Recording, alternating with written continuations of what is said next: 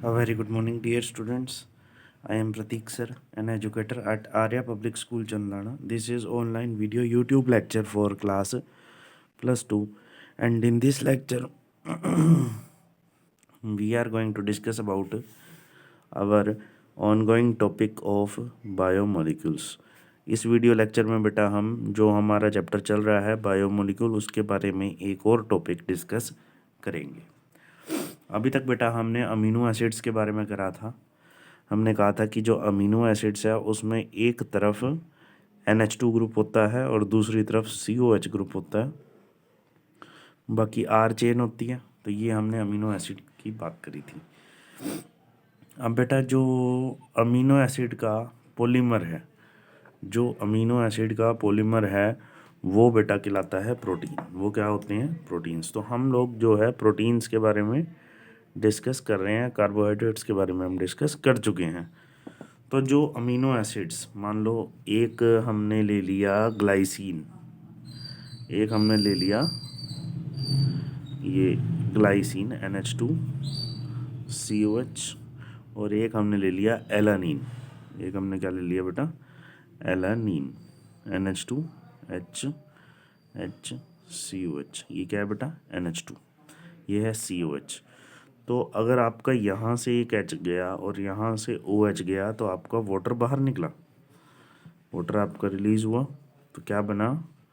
NH2 CH2 CONH, यहाँ पर CH3 ले लो, CH3H COH। तो इतना पोर्शन जो है वो ग्लाइसिन में से आया और जो इतना पोर्शन है वो एलानीन में से आया। तो यहाँ पर दो अमीनो एसिड्स हैं, एक ग्लाइसिन है और एक एलानीन है। वो आपस में कंडेंस हो गए हैं, वो कंडेंसेशन प्रोडक्ट बना गए हैं, अमाइड लिंकेज बनी है। कौन सी लिंकेज बनी है? Amide linkage. जब ये अमाइड लिंकेज दो अमीनो एसिड्स के बीच में होती है तो हम इसको पेप्टाइड बॉन्ड कहते हैं। क्या कहते हैं बेटा? Peptide bond. क्योंकि यहाँ पर जो प्रोडक्ट है उसके अंदर दो अमीनो एसिड जुड़े हुए हैं, इसीलिए हम इसको, इस वाले जो प्रोडक्ट है उसको हम डाई पेप्टाइड कहते हैं। क्या कहते हैं बेटा? Dipeptide. इसी तरीके से बेटा ट्राई पेप्टाइड होता है जिसमें बेटा 3 अमीनो एसिड जुड़े होते हैं। इसी तरीके से टेट्रा पेप्टाइड होता है जिसके अंदर बेटा 4 अमीनो एसिड जुड़े होते हैं। अच्छा, ये क्वेश्चन कई बार आ जाता है कि ट्राई पेप्टाइड में कितने पेप्टाइड बॉन्ड्स होते हैं? तो कितने पेप्टाइड बॉन्ड होते हैं बेटा? 2। ट्राई पेप्टाइड के अंदर 2 पेप्टाइड बॉन्ड होते हैं, डाई पेप्टाइड के अंदर 1 पेप्टाइड बॉन्ड होता है। और पेप्टाइड बॉन्ड बना किस चीज़ से होता है? CONH से। किससे बना होता है बेटा? CONH से। अब जो प्रोटीन्स होते हैं ना बेटा, जो प्रोटीन्स होते हैं वो ना डाई होते हैं ना ट्राई होते हैं, वो क्या होते हैं बेटा? पॉलीपेप्टाइड्स। क्या होते हैं बेटा? पॉलीपेप्टाइड्स। एक से ज़्यादा अमीनो एसिड्स आपस में यूनाइट होते रहते हैं, जुड़ते रहते हैं, और वो क्या बनाते हैं बेटा? प्रोटीन्स। क्या बनाते हैं? प्रोटीन्स। तो आगे हमने प्रोटीन्स के बारे में ही थोड़ा सा और डिस्कस करना है बेटा, कि जो प्रोटीन्स है उनको हम क्लासीफाई कैसे कर सकते हैं। Classification of proteins. अगर हम मोलिकुलर बेसिस के शेप, मीन्स हम अगर मोलिकुलर शेप के बेसिस पर देखें, on the basis of molecular shape, उनकी मोलिकुलर शेप कैसी है उसके बेसिस पर देखें, तो प्रोटीन्स जो हैं वो बेटा 2 टाइप के होते हैं। एक तो प्रोटीन्स होते हैं बेटा फाइब्रस प्रोटीन्स, और दूसरे प्रोटीन्स होते हैं बेटा ग्लोबुलर प्रोटीन्स। Globular proteins. जो फाइब्रस प्रोटीन्स होते हैं बेटा उनके अंदर हाइड्रोजन बॉन्डिंग ज़्यादा होती है। उनके अंदर हाइड्रोजन बॉन्डिंग क्या होती है बेटा? ज़्यादा होती है। ग्लोबुलर प्रोटीन्स में हाइड्रोजन बॉन्डिंग इतनी नहीं होती, लेस हाइड्रोजन बॉन्डिंग होती है। हाइड्रोजन बॉन्डिंग ज़्यादा होने की वजह से जो फाइब्रस प्रोटीन्स हैं वो इनसॉल्युबल होते हैं वाटर के अंदर, इनसॉल्युबल इन वाटर, जबकि ग्लोबुलर प्रोटीन्स बेटा वाटर सॉल्युबल होते हैं। ग्लोबुलर प्रोटीन्स कैसे होते हैं? वाटर सॉल्युबल होते हैं। फाइब्रस प्रोटीन का एग्जांपल है आपके हेयर्स का प्रोटीन। हेयर में जो होता है वो कौन सा होता है? केराटिन। केराटिन ये फाइब्रस होता है, लंबे लंबे धागे धागे जैसे होते हैं हेयर्स आपकी, फाइब्रस प्रोटीन केराटिन। और ग्लोबुलर प्रोटीन में आता है बेटा इंसुलिन, इंसुलिन या फिर हेमोग्लोबिन, ये दोनों ही प्रोटीन्स जो हैं इन वो हैं क्या है, ग्लोबुलर प्रोटीन्स हैं, ये ऐसे होते हैं। तो ग्लोबुलर प्रोटीन्स वो होते हैं जो वाटर में सॉल्यूबल हो जाते हैं, फाइब्रस प्रोटीन्स वो होते हैं जो वाटर में सॉल्यूबल नहीं होते। तो ये हमारी जो है क्लासिफिकेशन है बेटा प्रोटीन्स की, प्रोटीन्स की क्लासिफिकेशन आई है हमारी। अब आगे बात करते हैं बेटा स्ट्रक्चर ऑफ प्रोटीन्स के बारे में। स्ट्रक्चर ऑफ प्रोटीन, बेटा जो प्रोटीन का स्ट्रक्चर है ना वो हम 4 लेवल पे स्टडी करते हैं। प्राइमरी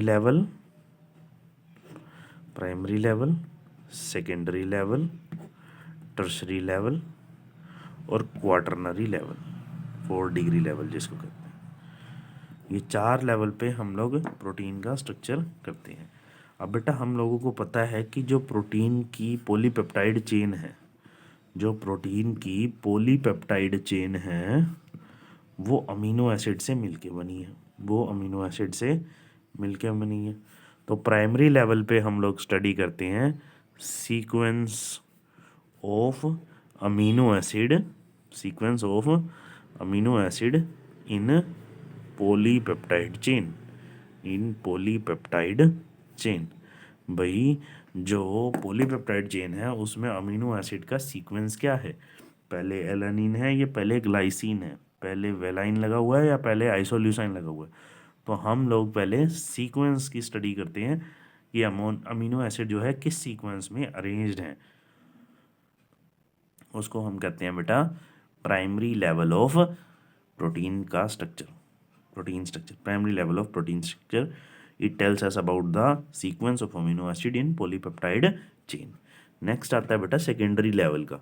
सेकेंडरी लेवल में हम लोग क्या देखते हैं, हम लोग देखते हैं शेप ऑफ, क्या देखते हैं हम बेटा, हम लोग देखते हैं shape of polypeptide chain, shape of polypeptide chain. जो पॉलीपेप्टाइड चेन है वो बेटा कौन सी शेप ले रही है, यहाँ पर हमारे पास 2 टाइप की ऑब्जर्वेशंस होती हैं, या तो अल्फा हेलिक्स होता है या फिर बीटा प्लेटेड होता है। Due to hydrogen bond between these amino acids, these polypeptide chains can be arranged in various forms. For example या तो वो ऐसे अल्फ़ा हेलिक्स की फॉर्म में होगी या फिर वो सीधी सीधी होंगी बीटा प्लेटेड की फॉर्म में। तो ये अल्फ़ा हेलिक्स हो गया बेटा, ये बीटा प्लेटेड हो गया, इनके आपस में हाइड्रोजन बॉन्डिंग है जिसकी वजह से ये शेप ले लेती हैं। ये पॉलीपेप्टाइड चेन जो है डिफरेंट शेप्स लेती हैं। उसके बाद जो टर्शरी लेवल पे है उस पे बेटा हम फोल्डिंग देखते हैं, folding of these polypeptide chains. Alpha helix और बीटा प्लेटेड जो है वो फोल्ड कैसे होती हैं, पॉलीपेप्टाइड चेन्स। अब अगर जो अल्फा हेलिक्स है वो आपस में ऐसे एक दूसरे के साथ फोल्ड होएगी आपस में और वो बना लेंगी, बहुत सारी पॉलीपेप्टाइड चेन आपस में फोल्ड होती रहेंगी और वो बनाएंगी फाइब्रस प्रोटीन। वो क्या बनाएंगी, फाइब्रस प्रोटीन्स, फाइब्रस प्रोटीन्स। या फिर अल्फा हेलिक्स ही आपस में ही फोल्ड हो जाएगी, आपस में ही फोल्ड हो जाएगी और कॉइलिंग हो जाएगी उनमें और वो बनाएंगी ग्लोबुलर प्रोटीन्स, ग्लोबुलर प्रोटीन्स। तो उनमें फाइब्रस प्रोटीन भी बन सकता है और ग्लोबुलर प्रोटीन भी बन सकता है। फोल्डिंग होती है पॉलीपेप्टाइड चेन की, तो 2 टाइप की फोल्डिंग हो सकती है, या तो वो ग्लोबुलर प्रोटीन्स बन सकते हैं या फिर वो क्या बन सकते हैं बेटा, फाइब्रस प्रोटीन्स बन सकते हैं। फिर उसके बाद ऐसे मान लो ग्लोबुलर प्रोटीन बन गया, अब एक ग्लोबुलर प्रोटीन को हम एक सब यूनिट कहते हैं। ऐसे बहुत सारे सब यूनिट आपस में अरेंज हो जाते हैं और उसको हम क्वाटरनरी स्ट्रक्चर कहते हैं। फॉर एग्जांपल हेमोग्लोबिन में ऐसे 4 सब यूनिट्स होते हैं। तो हम क्या कहेंगे, क्वाटरनरी लेवल को अगर हमने स्टडी करना है हम कहेंगे स्पेशियल, हम क्या कहेंगे बेटा, spatial arrangement, spatial arrangement of subunits, spatial arrangement of subunits, spatial arrangement of subunits with respect to each other. आपस में वो एक दूसरे के किस किस पोजीशन पर प्रेजेंट हैं वो हम क्वाटरनरी लेवल में पढ़ते हैं, क्वाटरनरी लेवल में पढ़ते हैं। यानी कि एक बात समझो, हेमोग्लोबिन के अंदर 4 सब यूनिट्स हैं।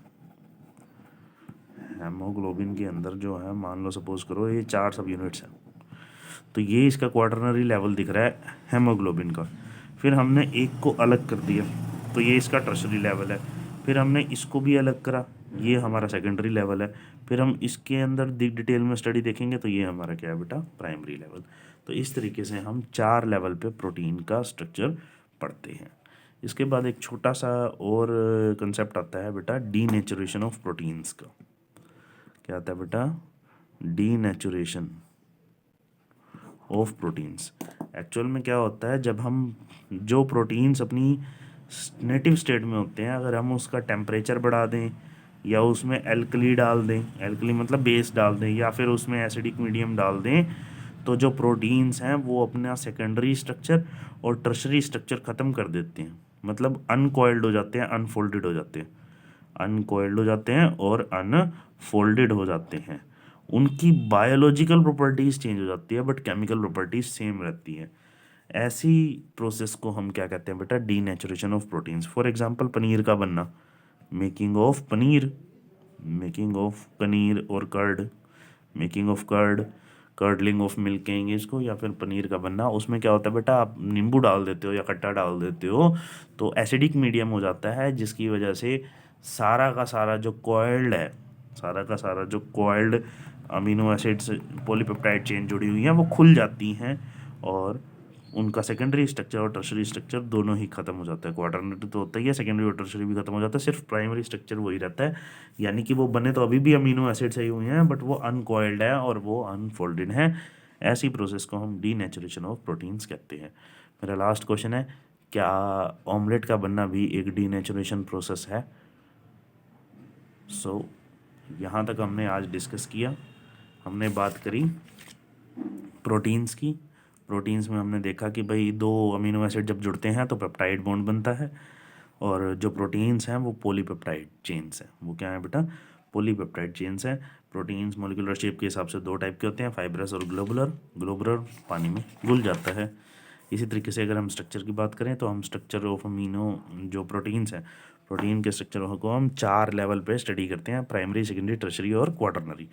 जो प्राइमरी लेवल है वो सीक्वेंस बताता है, जो सेकेंडरी लेवल है वो पॉलीपेप्टाइड चेन के बारे में डिस्कस करता है कि उसकी शेप कैसी है, अल्फा हेलिक्स है या बीटा प्लेटेड है। थर्ड लेवल पे फोल्डिंग हो जाती है और फोर्थ लेवल पे वो आपस में एक दूसरे के साथ अरेंज हो जाती हैं। डीनेचुरेशन में पहले 3 मतलब बाद के 3 लेवल खुल जाते हैं, सिर्फ प्राइमरी लेवल रहता है।